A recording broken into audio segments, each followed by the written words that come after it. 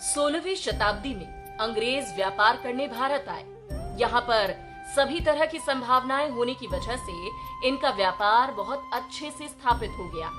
धीरे धीरे इन्होंने यहाँ पर अपने मिलिट्री फोर्स भी तैनात करने शुरू कर दिए। अंग्रेजों ने भारत में ईस्ट इंडिया कंपनी की स्थापना की और भारत को गुलाम बना लिया।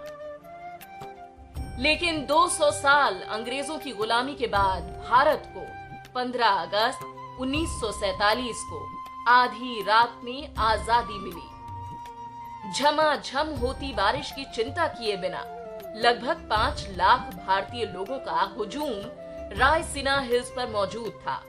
आज की वीडियो में हम आपको बताएंगे किस्सा भारत की आजादी का। आजादी के कारणों की करेंगे चर्चा, संविधान निर्माण और लोकतंत्र के रूप में भारत के उदय की सुनाएंगे गौरव गाथा।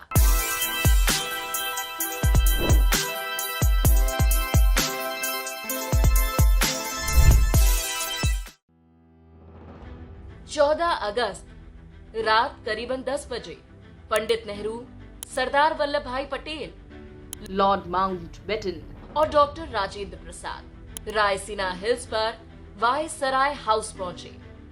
12 बजने में कुछ मिनटों पहले नेहरू जी ने अपना भाषण शुरू किया।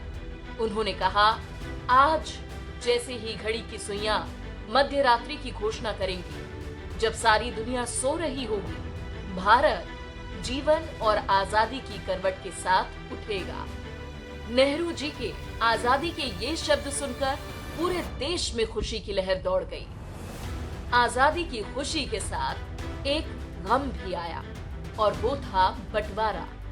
ऑल इंडिया मुस्लिम लीग के नेता मोहम्मद अली जिन्ना ने अलग देश पाकिस्तान की मांग रख दी थी। 17 अगस्त को रेड क्लिफ लाइन की घोषणा से भारत 2 टुकड़ों, पाकिस्तान और भारत में बंट गया।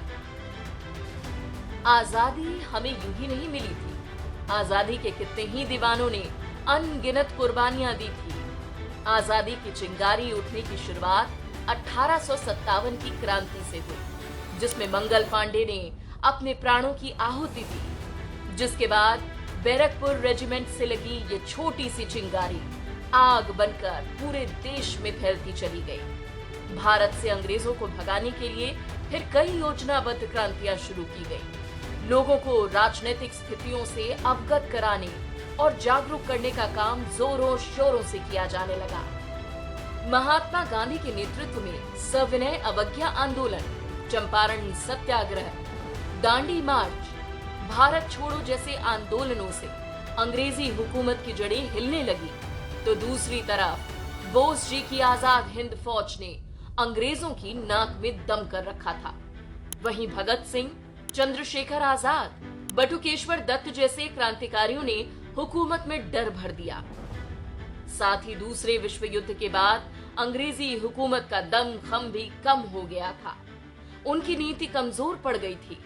भारत के लगभग हर क्षेत्र के लोगों ने ब्रिटिश सरकार के खिलाफ बगावत करनी शुरू कर दी थी। इन स्थिति को मद्देनजर रखते हुए ब्रिटिश हुकूमत ने भारत में आखिरी वायसराय लॉर्ड माउंटबेटन को भेजा, जिनका काम था भारत की आजादी की प्रक्रिया को आगे बढ़ाना।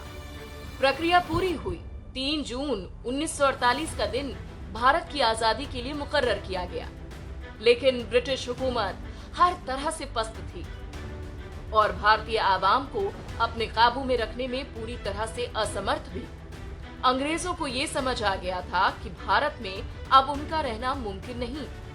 इसलिए जून 1948 से पहले अगस्त 1947 में ही अंग्रेजी हुकूमत को भारत को स्वतंत्र करने का फैसला लेना पड़ा।